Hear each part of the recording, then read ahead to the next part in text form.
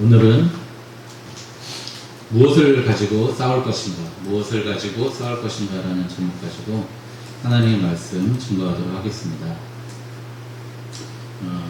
얼마 전에 이제 오늘 리더십에 대해서 나눌 건데요. 얼마 전에 우리나라하고 축구 평가전이 있었습니다. 온두라스하고 우리나라하고 평가전이 있었는데, 엊그제 세르비아인가 그 나라하고 하여튼 3대1로 완패했는데 온두라스한테는 이겼습니다. 2대1. 근데 이때 KBS에서 중계를 하는데 이영표 선수가 해설을 했습니다. 근데 이영표 선수가 이 얘기를 합니다. 선수 시절에는 평지에 있어가지고 운동하는 모습이 잘 안 보였는데, 제가 해설자가 돼서 위에서 내려보니까 선수들이 움직이는 모습이 다 보였는데, 내가 이게 잘못됐습니다, 이게 잘했습니다 라고 얘기하는 것 자체가 너무 미안하다는 거예요. 나도 그때는 못 보고 시야가 좁았는데 선수가 돼서 위에서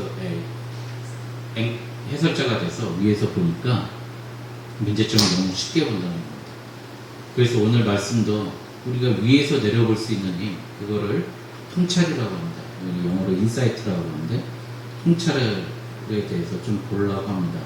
바둑을 둬도 훈수 두는 사람은 직접 두는 사람보다 2급에서 3급 정도 높다고 합니다. 우리 장기 둘 때 다른 사람 훈수 넣어보면 다 아시죠? 왜 이렇게 못 둘까? 우리 그러고 있습니다. 그래서 오늘 다윗을 이스라엘에서 하나님의 마음에 합한 자라고 했는데, 그 말씀 보면서 다윗이 어떻게 했기 때문에 하나님 마음에 합하면서, 지금 유대인들은 다윗 하면 완전히 신적인 존재로, 거의 신적인 존재로 여길 정도로 다윗 하면 뻑뻑 죽습니다. 다윗 하면 뻑뻑 죽어요. 그런데 왜 그런지 한번 보려고 합니다. 여러분들, 우리가 리더십이라고 그러는데, 우리가 지금 제가 리더인가를 생각해 보면 요즘 자기 경영이라고 해서 나도 경영해야 된다고 하는 겁니다. 나 자신도 경영해야 되고, 내가 단 한 사람의 부하 직원이 있다면 리더라고 생각한다는 겁니다. 그래서 끊임없이 우리는 리더십을 가져야 됩니다. 나를 통제하고 나를 컨트롤할 수 있는 거, 물론 하나님께서 하시지만 나를 통제하지 못하면 나는 리더로서 자질이 없는 거예요. 그래서 오늘 다윗의 리더십, 도대체 어떤 리더십을 가지고 있는가를 생각해 보겠습니다. 첫 번째, 내 강점을 가지고 하자. 두 번째, 우리 결정할 때 결정을 잘하자. 우리 결정 장애잖아요. 그렇죠? 이 상품 살까 저 상품 살까 결정 장애가 많은데, 두 가지 보도록 하겠습니다. 먼저 다윗이 쓰임받은 거는 내 강점으로 살자는 겁니다. 강점으로 살았다는 거예요. 오늘 성경 말씀을 먼저 살피겠습니다. 골리앗은요, 여러분들 너무나 잘 아는 얘기인데요, 6규빗 한 뼘이면은요 45cm 곱하기 6이거든요. 그럼 50cm로 치면 키가 3m라는 거예요. 3m. 다윗 골리앗의 키가 3m고요. 갑옷은 60kg. 뭐 세계를 어쩌고 계산해 보니까 60kg고 창이 7kg. 여러분 생각해 보십시오. 골리앗은 그런 어마어마한 키와 갑옷을 가지고 있습니다. 심지어 방패를 자기가 못 들어서 방패 드는 쫄병이 앞에서 그 골리앗을 엄호하면서 다녔어요. 그리고 40일 동안 나와서 겁을 주는 거예요. 주야로 나와서. 너 한번 나와봐라. 이때는 전부 다 싸우는 게 아니라요, 한 명이 싸워서 지면은 그 대표 선수 한 명이 나와서 결투하면, 여러분들 옛날에 많이 봤죠. 옛날에 아마 결투하면은 지는 팀이 완전히 도륙당하거나 노예가 되거나 그런 싸움이었습니다. 그러니까 골리앗은 아침 저녁으로 조석으로 나와서 겁을 줬다고 합니다. 여러분, 그런데 이스라엘 백성들이 어마어마하게 겁을 먹고 우리가 죽게 됐다고 한탄했다고 하는 거예요. 여러분, 골리앗은 생각해 보세요. 골리앗이 잘 싸울 수 있을까요? 그 모습에서. 그 60kg 되는 갑옷을 입고 3m나 되는 그 사람이 창을 들고 겁만 주는 모습이지 정말 싸움을 잘할 것인가? 그건 검증되지 않은 거예요. 근데 우리는 이렇게 생각하는 거예요. 성경 말씀에 두려워하지 말라고 그러는데, 우리가 심리적으로 생각할 때 이런 레몬차가 있으면, 레몬이라는 음식을 보면 입에서 뭐가 나와요? 침이 나오잖아요. 자, 우리는 그러니까 심리적으로 우리 정신을 지배받는다는 거예요. 심리적으로 우리 정신을 지배받아요. 그래서 두려운 생각을 하면 내가 마음으로 고통을 받고 있는 거예요. 그러니까 실제 내가 경험하지 않아도 그 생각만 해도 고통스러워서 우리가 고민하고 있다는 거예요. 그러니까 마귀가 우리를 이렇게 건든다는 거예요. 아, 지금 힘들지도 않은데 미래에 있을 힘듦이 과거에 있을 힘들었던 기억 가지고 우리가 걱정한다는 거예요. 그래서 다윗이 사울에게 이렇게 얘기합니다. 사람이 낙담하지 말 것이라. 다윗이 완전히 왕 같죠. 그리고 다윗은 매끄러운 돌을 5개 골라가지고 골리앗에 나가고 명대사를 날립니다. 너는 칼과 창과 단창으로 내게 오거니와 나는 만군의 여호와의 이름 곧 내가 모욕하는 이스라엘 군대 하나님의 이름으로 내게 나아가라. 이렇게 얘기합니다. 그리고 골리앗을 몰맷돌을 돌려서 정확히 그 이마에 맞춥니다. 여러분, 저도 이 말씀을 제 평생 모토로 갖고 있습니다. 제가 한 4년 전의 일인데 아침에 출근을 하는데 운천 정도를 지났을 때요, 카메라에 걸리지 않기 위해서 딱 88km로 달립니다. 저는 카메라 지날 때 88km, 90km 이상 달리면 카메라 찍히지 않습니다. 그렇게 아무 생각 없이 달리고 있는데 이제 성경 일독하기 프로그램 있잖아요. 그래서 mp3로 듣고 있는데 이 말씀이 나온 거예요. 너는 칼과 장창으로 나오거니와 나는 만군의 여호와의 이름 곧 내가 모욕하고 있는 이스라엘 군대 하나님 여호와의 이름으로 내게 나아가라. 이 말씀이 제게 탁 들어오는 거예요. 이 말씀이 들어오면서 이런 생각을 했습니다. 난 오늘 출근하면서 오늘 하루 대충 수습하면서 살자. 제 이름이 완전히 오됐습니다. 오늘 대충 하루 수습하면서 살자. 그런 생각을 가졌어요. 그러면 제가 이런 생각을 가지고 갔으면 저를 보고 있던 사람들은 뭐라고 그랬겠습니까? 저는 무슨 생각하면서 살지? 왜 저 모양이지? 아마도 그런 비난을 저에게 계속 부었을 겁니다. 나는 치열하고 맹렬한 전투 현장 세상으로 나가고 있는데 보자 아무 생각 없이 대충 수습하고 때우고 오겠다는 생각으로 출근하고 있었습니다. 그리고 내 삶 속에는 하나님의 이름은 코빼기도 찾을 수 없이 그저 내 생각만 가지고 제 자신을 보면서 그런 제 자신을 보면서 몹시 부끄러웠습니다. 그런데 여기서 한번 생각해 보십시오. 아까 우리가 읽었는데 앞에 보면 여러분들 사울이 다윗의 2번째 왕이고 사울이 첫 번째 왕인데요. 사울이 다윗에게 자기 옷을 벗겨가지고 다윗에게 입힙니다. 그리고 옷이 안 맞으니까 다윗이 벗고 그냥 나갑니다. 여러분, 사울이 왜 이 옷을 입혔을까요? 사울도 마찬가지예요. 너도 싸우려면 골리앗같이 싸워야 된다는 거예요. 모방해야 된다는 거예요. 그리고 맞지 않는 옷, 남들이 하는 대로 따라가야 된다는 거예요. 사울은 왕인데 영성이 그 정도밖에 안 되는 거예요. 우리는 이런 생각을 갖습니다. 남이 하는 것처럼 따라가면 된다고 생각하는데, 여러분들 말콤 글래드웰이라는 사람이 얼마 전에 났던 베스트셀러의 그 다윗과 골리앗이라는 책이 있어요. 다윗과 골리앗이라는 책이 있는데 그 책에 보면은 이 투포환으로 돌리는 거 아닙니까? 말 그대로 물매를 돌려가지고 확 던지는 건데, 우리가 지금 보는 체육 경기에 투포환으로 돌리는 건데 그때 돌려갔던 속도가 초속 35m라는 거예요. 여러분들 100km면은 초속 23m잖아요. 그러니까 170km, 180km의 속도로 물맷돌이 나갔고, 그 돌이 이스라엘 전에서 잘 나오는 중강석, 여러분들 철퇴 아시죠? 때려 부시는 철퇴, 그 용도로 쓰이는 돌이 많이 나왔는데 그 돌을 썼다는 거예요. 그러니까 무조건 맞으면 즉사고 200m 앞에서도 그때 당시에 보면 때려 죽일 수 있었다는 거예요. 그걸 연구했어요. 그러면서 우리가 다윗은 그때 당시로 보면 포병이라는 거예요. 포병, 멀리서 던지는 포병이고, 골리앗은 근접 전투하고 백병전화하는 보병이에요. 포병과 보병의 사이에서 다윗은 멀리서 싸웠다는 거예요. 그러니까 같은 룰을 가지고 싸우면 우리는 항상 진다는 거예요. 또 우리가 한번 이걸 생각해 봐요. 다윗의 강점은 멀리서 싸우는 게 자기의 강점이었어요. 다들 네가 어떻게 싸워? 형들이 말렸지만 다윗은 그런 생각을 가졌다는 거예요. 말콤 글래드웰의 책 아웃라이어라는 책을 읽어보면요, 이거는 아웃라이어는 그냥 당연히 될 수밖에 없는 자, 뭐 그런 뜻인데요. 여러분들 비틀즈 알잖아요. 비틀즈가 영국에서 더블린에서 했는데 그 사람들이 함부르크에 가서요 2년 동안 어느 밤새 하는 그 술집에서 저녁 7시부터 새벽 5시까지 10시간을 매일 연주한 거예요. 2년 동안. 그 팀이 2년 동안 함부르크에서 2년 동안 연주한 게 그 사람들 기반이었다. 눈빛만 봐도 알고, 그러니까 하도 반복을 많이 하니까 반복하면서 힘이 있다 보니까 어떻게 했냐면 그때부터 이제 변조를 합니다. 변조, 변형. 그래서 애드립도 넣고 그러면서 그들이 2년 동안 함부르크에서 밤 목수에서 일했던 시간이 만 시간이에요. 그런데 빌 게이츠가 그냥 잘나서 됐다라고 생각하는데 아웃라이어라는 책에서는 이럽니다. 부모님이 고급 고등학교를 보냅니다. 빌 게이츠 부모님이. 그 고급 고등학교를 갔는데 우수한 사람들이 부자들만 다니는 고등학교를 보냈는데 그 고등학교에 부모들이 돈을 모아서 어마어마하게 비싼 집 한 채 값도 넘는 컴퓨터 5대를 그 학교에 기증합니다. 그리고 빌 게이츠는 수업은 빼먹고 수업 시간에 자고 수업은 빼먹고 저녁에 학교 수업이 끝나면 몰래 컴퓨터 방에 가고 밤새도록 컴퓨터만 했던 거예요. 그 글래드웰은 그런 모든 게 근거가 있다는 거예요. 하늘에서 뚝 떨어지는 게 아니라 그렇다는 거예요.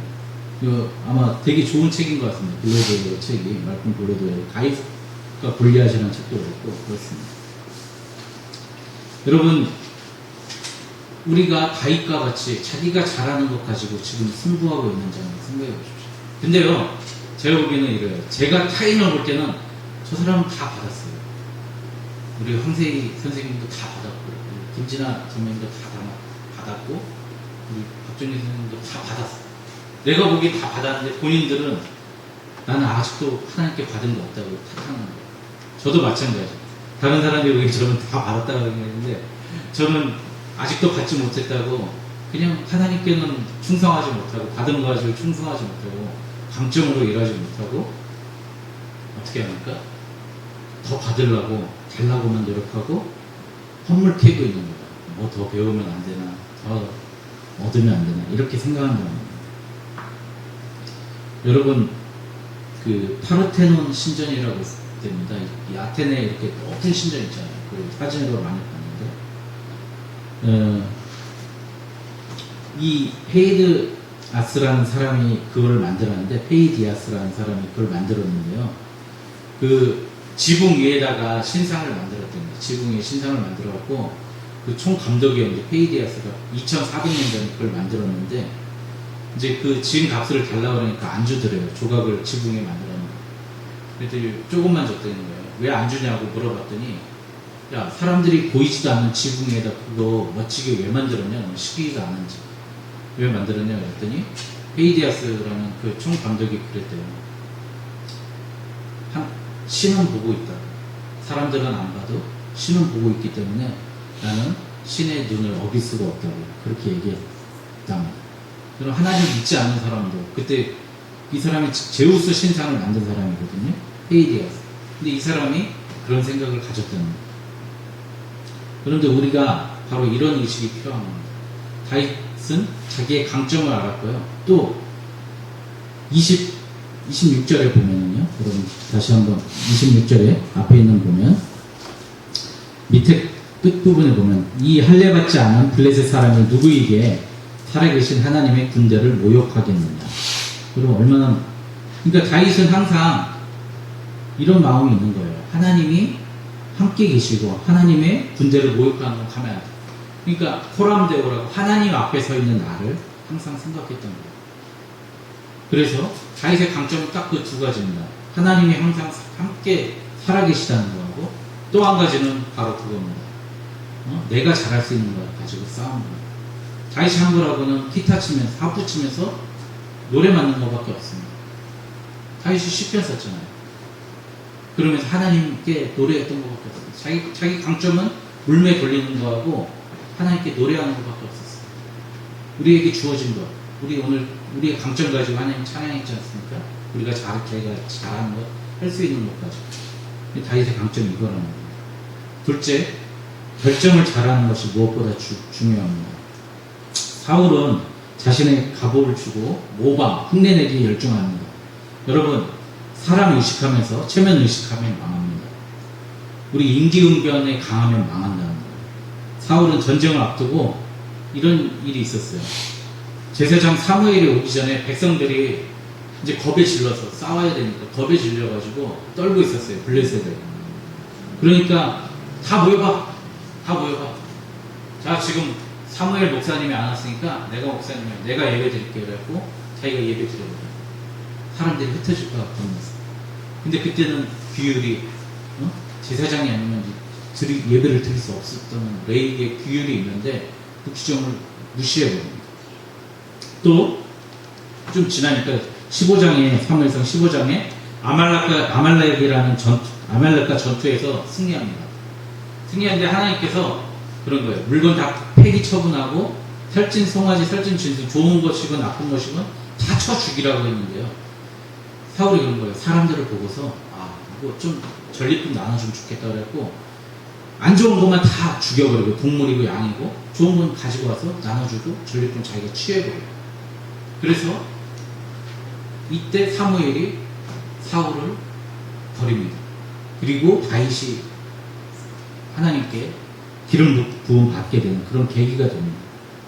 그러니까 사울은 중요한 결정을 할 때, 여러분 결정이 중요한데요. 눈에 보이는 것 그리고 사람들의 이미지만 의식했습니다. 근데 다윗은 여호와께서 나를 건져내십니다. 37절. 또 26절 할까? 하나님의 군대를 네가 모욕하겠느냐 이런 얘기를 합니다. 여러분 우리가 가장 답답한 건 이런 사람입니다. 중요한 결정을 내 감정에 맡겨서 하는 사람입니다.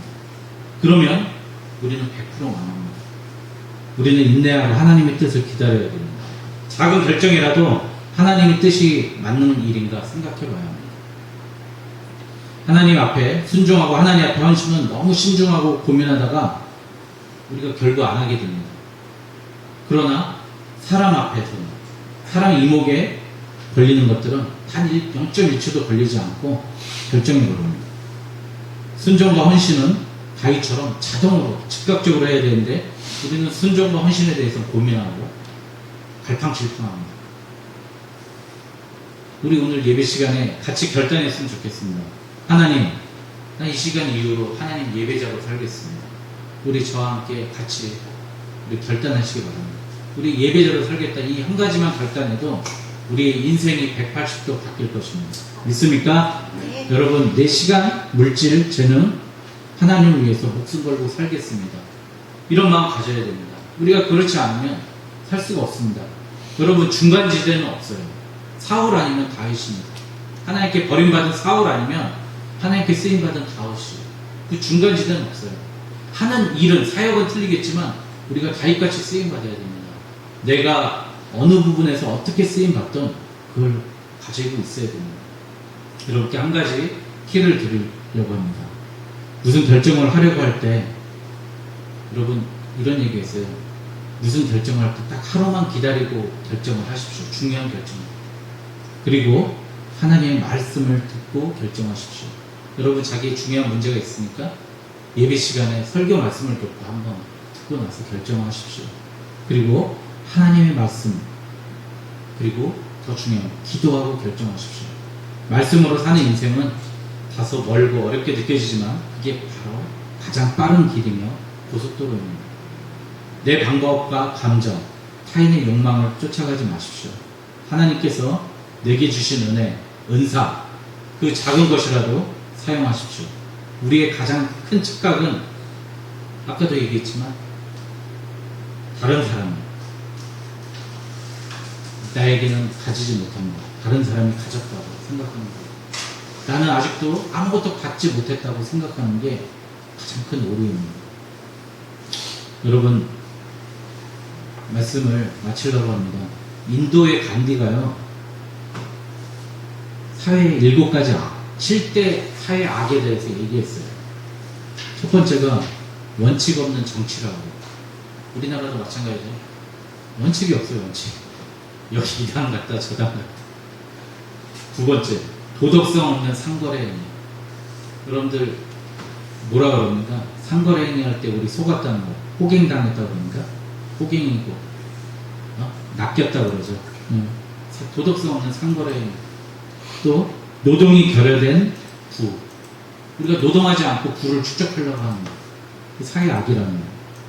그리고 개성을 존중하지 않는 교육. 한 사람의 그 사람이 잘할 수 있는 걸 따지지 않는 교육. 그리고 인간성이 사라진 과학. 여러분들 유전자 변이하고 그런 것들 많지 않습니까? 곱지 않는. 여섯 번째, 양심이 없는 쾌락이라고 합니다. 그럼 우리 쾌락은 우리 양심이 인정할 때 진정한 쾌락입니다. 자기 양심을 거슬리면서 쾌락을 누리려고 하는 것, 이것도 차의 악이라고 했습니다. 근데 간디는 맨 마지막에 이 얘기를 했습니다. 희생이 없는 제사, 희생이 없는 예배가 가장 큰 사회 악이라고 했습니다. 그리고 간디는 이렇게 얘기합니다. 나는 그리스도는 좋지만 그리스도인은 좋아하지 않는다. 간디가 왜 이런 얘기를 했냐면요. 그가 옥스퍼드에서 유학을 갔어요, 영국에. 그 체프 시간에 예배 드리려고 들어갔는데, 너 유색인종이야 못 들어가. 내쫓으면 당했어. 성전이 그랬어. 그런데 이런 얘기를 합니다. 여러분, 우리가 다윗과 같이 살기 위해서, 승리하기 위해서 우리의 강점을 사용하는 것, 사용하기 위해서 우리의 희생이 필요합니다. 우리의 예배의 희생이 필요하고요. 우리의 삶에 십자가가 필요합니다. 이를 통해서 우리의 삶이 정말 하나님 앞에 온전히 드려지고 다윗과 같이 쓰이고 다윗과 같이 다윗이 가는 곳마다 승리했다는데 우리의 삶이 승리하는 저와 여러분 되시길 주님의 이름으로 축원드립니다. 다 같이 기도하겠습니다. 사랑의 하나님 감사합니다.